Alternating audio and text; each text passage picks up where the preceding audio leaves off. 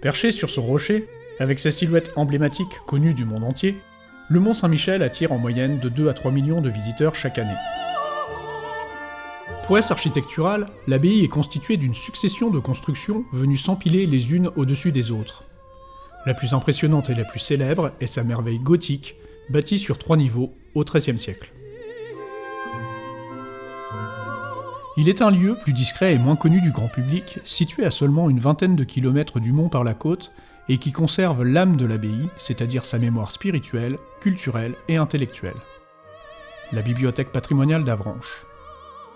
Celle-ci a été bâtie en 1850 afin de conserver l'autre merveille du Mont Saint-Michel, ses manuscrits.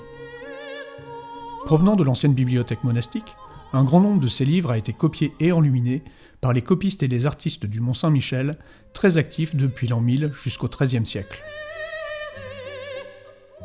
Un projet financé par le ministère de la Culture a été monté en 2018 afin d'analyser les matériaux utilisés par les copistes et les artistes du Mont Saint-Michel. Son objectif est de mieux comprendre le fonctionnement du scriptorium de ce monastère à l'époque romane. On a une équipe de chercheurs du Centre de recherche sur la conservation qui vient étudier un corpus de manuscrits assez prestigieux puisqu'ils viennent de l'abbaye du Mont Saint-Michel. Cette équipe travaille sur l'analyse des matériaux qui ont servi à fabriquer ces livres, c'est-à-dire le parchemin, les encres, les pigments, voire les liants, que les copistes des 10e, 11e, 12e siècles ont utilisés pour fabriquer ces livres.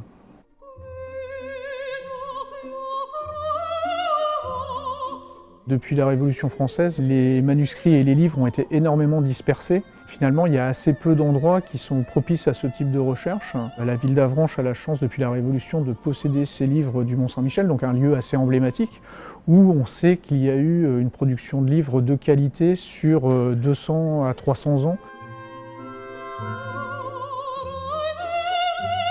C'est un corpus de manuscrits qui a été énormément étudié d'un point de vue historique, où ils ont été faits, quand est-ce qu'ils ont été faits, des fois même on peut savoir qui a écrit dans certains de ces manuscrits. Et donc ça c'est extrêmement précieux puisqu'on peut recouper nos données sur l'analyse matérielle avec des informations qu'on sait d'un point de vue historique.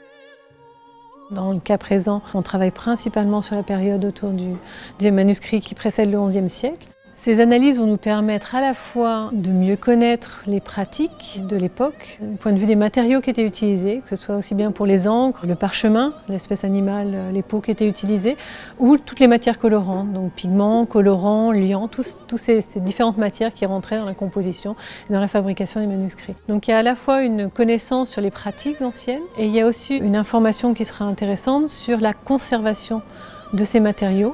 Essayer de mieux comprendre pourquoi certaines couleurs se dégradent dans certains manuscrits et pas dans d'autres, pour mieux les conserver, les préserver sur le long terme. Dans le cas des matières colorantes, on a croisé plusieurs techniques. Des techniques qu'on appelle des techniques d'analyse élémentaire. On va regarder l'élément chimique, c'est-à-dire la présence de cuivre, de plomb, de zinc. On va chercher à le quantifier. En parallèle, on va aussi utiliser des techniques plutôt d'analyse de la molécule, donc qui vont nous donner des informations. Le spectre sera comme une empreinte digitale du composé. Et c'est vraiment en croisant toutes ces différentes techniques qu'on va pouvoir identifier les différents composés. Dans le cadre de ce projet, on utilise différentes techniques. Certaines d'entre elles sont des techniques portables et non invasives que l'on peut directement utiliser à la bibliothèque d'Avranches lorsque l'on vient sur site. Donc il y en a deux, une qui s'appelle la spectroscopie de réflectance, qui nous permet d'avoir des informations sur la manière dont la couche picturale va réfléchir ou absorber la lumière, et donc va nous permettre de réaliser l'identification de certains pigments. On envoie de la lumière et on regarde où on a des absorptions et ces absorptions sont caractéristiques de certains matériaux. Donc on va avoir une information à la fois par exemple là sur les pigments mais aussi sur le support donc ici du parchemin. Et l'autre technique est la spectroscopie de fluorescence des rayons X. Et elle va nous donner des informations sur les éléments chimiques présents dans la couche picturale, qui va nous permettre également de remonter à l'identification de certains pigments. On va irradier une surface par un faisceau de rayons X. Les éléments qui sont présents vont interagir avec les rayons X et engendrer une fluorescence. On va obtenir un spectre de fluorescence. Sur ce spectre-là, chaque pic de fluorescence sera associé à un élément.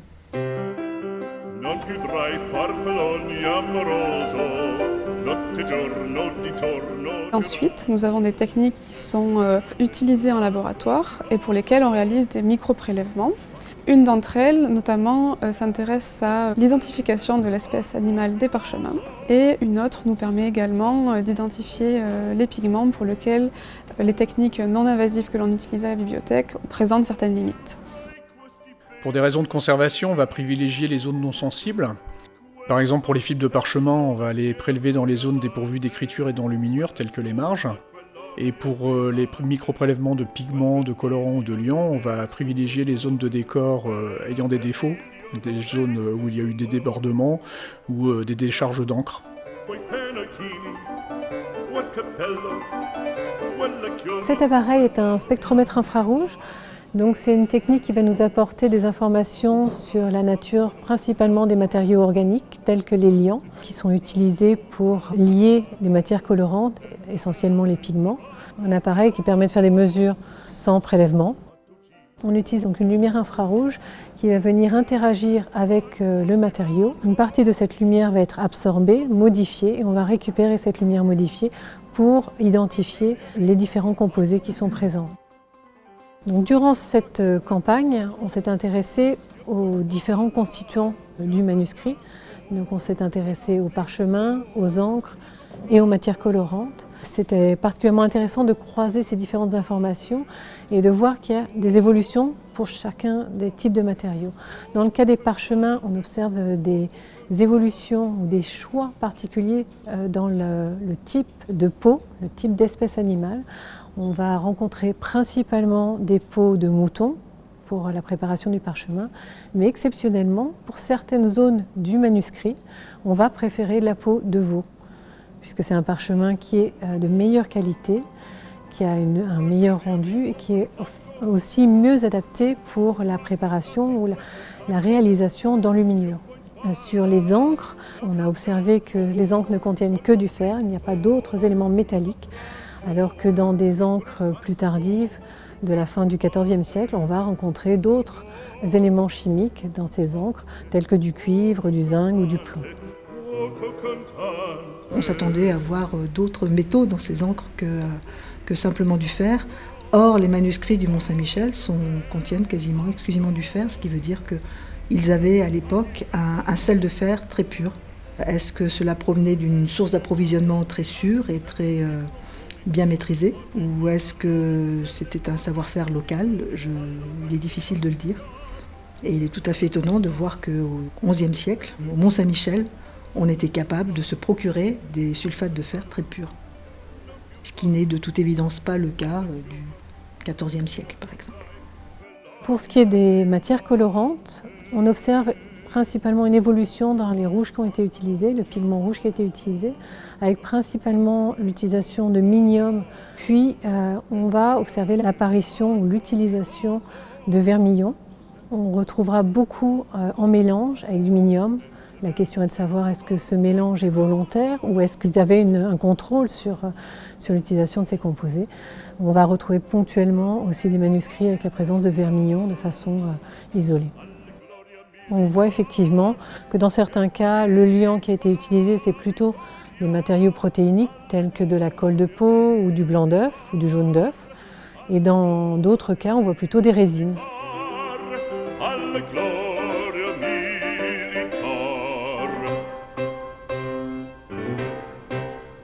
On a fait une petite sélection de manuscrits qui sont très complexes, avec beaucoup d'enluminure, beaucoup de couleurs, des choses où avec nos techniques qui sont ponctuelles, ça va être compliqué à analyser. Et donc cette petite sélection va venir à Paris, où on a quelques équipements qui sont un peu plus compliqués à déplacer, mais qui vont permettre de faire de ce qu'on appelle de l'imagerie chimique. C'est-à-dire que c'est un peu le même principe que les techniques qu'on a amenées ici, mais au lieu d'avoir quelques points d'analyse, on va avoir un point d'analyse sur chaque pixel de notre image. Ça va nous permettre d'aller plus loin et puis de pouvoir passer plus de temps à les observer et plus de temps pour revenir sur les endroits qui peuvent nous poser des questions. L'un de ces manuscrits est un manuscrit de la fin du Xe siècle, qui est considéré comme le plus ancien manuscrit produit au Mont-Saint-Michel.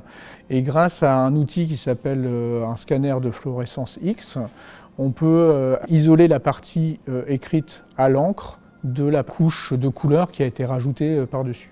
Et grâce à cela, on a pu identifier le monastère où Geldoin a copié son livre. C'est l'abbaye Saint-Lomeur de Blois, donc une des grandes abbayes de la vallée de la Loire, qui sont en lien avec l'abbaye du Mont-Saint-Michel autour de l'an 1000. Et c'est vraiment une découverte très très intéressante pour notre projet, puisque cela permet de comprendre quels étaient les liens du Mont-Saint-Michel avec les autres abbayes avant que les autres abbayes normandes se développent.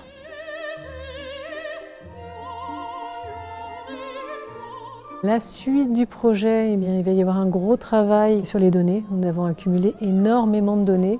Donc il faut traiter chacune de ces données, puis après confronter toutes ces données les unes aux autres. Ensuite, il faudra confronter toutes les informations recueillies par les analyses des matériaux avec les données des historiens. On a mis en évidence que la méthodologie, c'est-à-dire cette approche multitechnique, était très riche. Donc l'idée, ce serait de pouvoir appliquer cette même approche sur d'autres corpus de manuscrits. Donc des manuscrits qui sont proches, tels que les manuscrits de Fécamp, ou des manuscrits qui ont été produits dans la région, en Normandie, donc au sein d'autres abbayes, pour essayer de comparer les pratiques au sein de chaque abbaye.